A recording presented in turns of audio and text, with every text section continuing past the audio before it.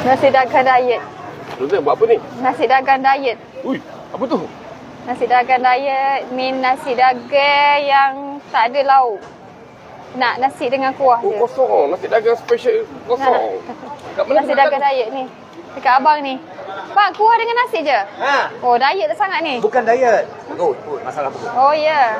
Boleh? Ikan dia. Ah, itu I tanya. Dia kata tak ada ikan. Aduh. Weh. Apa lah. Oh, salah informasi. Ya. Oh, salah informasi. Yalah. Nak ikan itu I kata. Diet ke abang ni? Ya Allah, ya Tuhanku. Kelakarlah. Okey, salah informasi. Ada. Hai. Ikan tak ada. Ikan tak ada. Mana boleh? Aduh lah. Mana boleh tak ada lauk.